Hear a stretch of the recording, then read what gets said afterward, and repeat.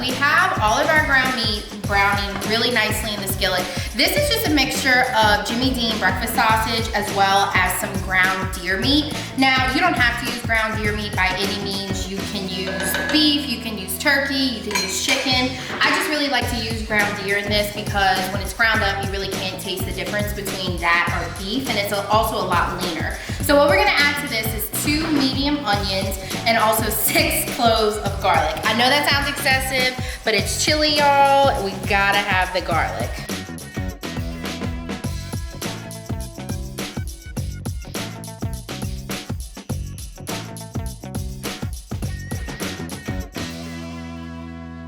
And then to the 2 medium onions and garlic, we're also gonna add a good colorful mixture of some bell peppers. I have green, I have yellow, I have red, I have orange. You can honestly use whatever kind of bell peppers you want.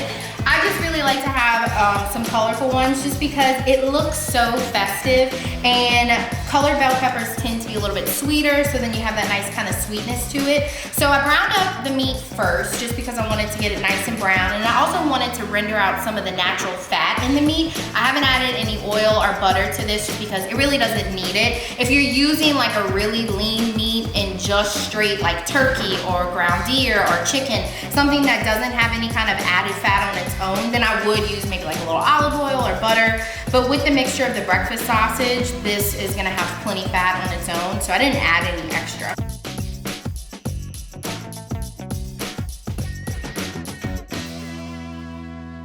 So this has been browning now for about a couple minutes, and like I said, I'm just trying to cook some of the peppers and the onions, kind of get them a little to the translucent stage, and now we are going to add the seasoning. I like to give the seasoning a chance to really kind of cook through, and then the seasoning in itself, as it cooks, it's only gonna enhance the flavors. So we're gonna start with just your basic salt and pepper like you would add to anything else. And then we're also gonna add some ground cumin and some ground chili powder. Usually when I make a chili, depending on how much meat I add, I go with like a 2-to-1 ratio. So for every 2 to 3 parts of chili powder, I do 1 part of cumin. But honestly, chili powder and cumin are seasonings and spices that I find are really particular to your own taste. So honestly, just start with a little bit, taste it, add as much as you would like, because they have really distinct flavors of their own. So you can honestly add as much or as little of each, because obviously it's chili. You need chili powder. And then to this, we're also gonna add, this is just a mixture of some ground onion and some ground garlic. I know I added onion and garlic in here, but it's an absolute necessary thing that I add the ground stuff just because I always cook with it. Just stir this in, get it all nice combined. Oh my God, it smells so good. And you can see instantly it gets this really beautiful red color from the chili powder. It smells so good. And now for a little bit of sweetness. This is something that I just recently started adding to chili, and I like to add some brown sugar. And it makes sense because when you make like a homemade red sauce, typically you would add granulated sugar to it, or carrots even, to kind of cut through some of the acidity. So why not do the same thing for chili? But the brown sugar, it's basic sugar that has molasses added to it, so it's got a really nice kind of mesquite flavor that I think works really well with this chili. And again, it also helps to kind of cut some of that acid flavor that these canned tomato products are gonna have, and it gives it just the tiniest little bit of sweetness, not much. It's not gonna be like candy sweet.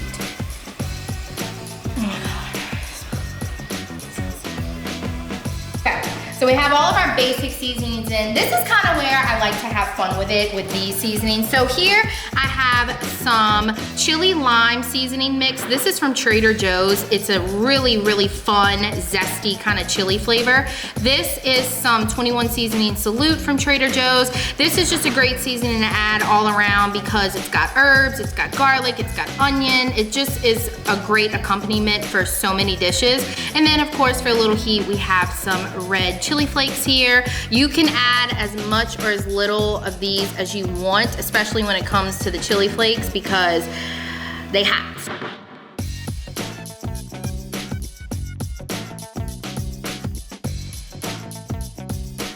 All right, so now all of our seasonings are in. We've given them just a couple minutes just to kind of cook through. I really can smell that chili powder. It smells so good and so savory. So now we're gonna start adding the liquid. Now, beans I know are a preference for some people. I've never had chili without beans, so I'm gonna go ahead and add just 1 can of chili beans. You can get these at the store. You can add fresh beans if you wanted to, but why go through the effort of having to rinse and drain and soak beans if you don't have to.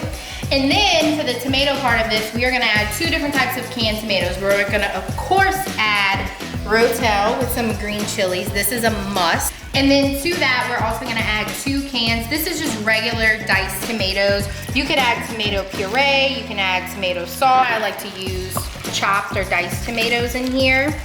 And we're just gonna stir that in.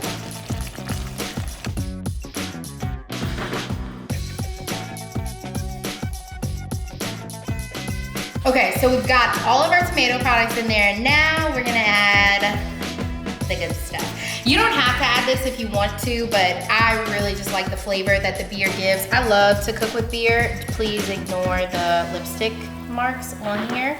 I just think it gives it a great flavor, and honestly, I love to drink beer when I eat chili, so I feel like if they go well together, eating and drinking paired, then I think they go well together actually cooked together. All right, so we've added the beer. Now, I'm just gonna add a little bit of water just because I don't want this to get too thick as it cooks. I just put a little bit of water in one of the cans. So we're gonna start with like a half a cup, and we're just gonna let this kind of simmer, come up to a boil, pop the lid on. And that's one of the great reasons why this chili is so good for game day, because honestly, you could just let this simmer for like 30 minutes and it's ready. Of course, the longer it simmers and cooks and kind of melds together, the better. But this is one of those great things where you could start it in the morning, keep it on the stove until halftime, and then you've got a great pot of chili that honestly only took maybe like 10, 15 minutes to put together. But if you wanted to, you could really serve this up, you know, as soon as 30 minutes, or you could just let it simmer on the stove all day. It's only gonna get better, y'all. That was so stupid. Let this come up to a boil, and not a huge rolling boil. Just let it come up to a nice little mild boil.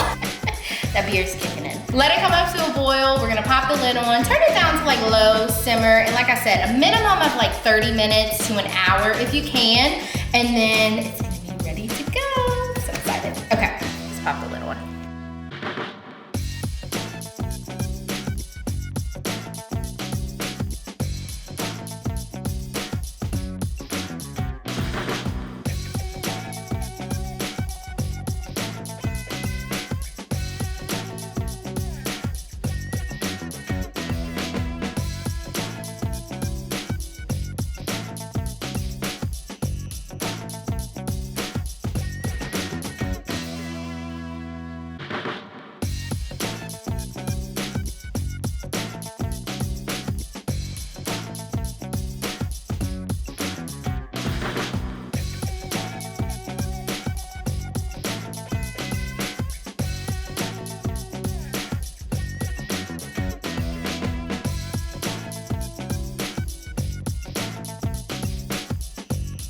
Oh my gosh, y'all, this smells so good. I cannot wait to dish this up. So I let this simmer for like 30 to 45 minutes, honestly, as long as I could possibly stand. And what I love too is that the bell peppers still retain their color really nicely. They still have a little bit of a bite to them.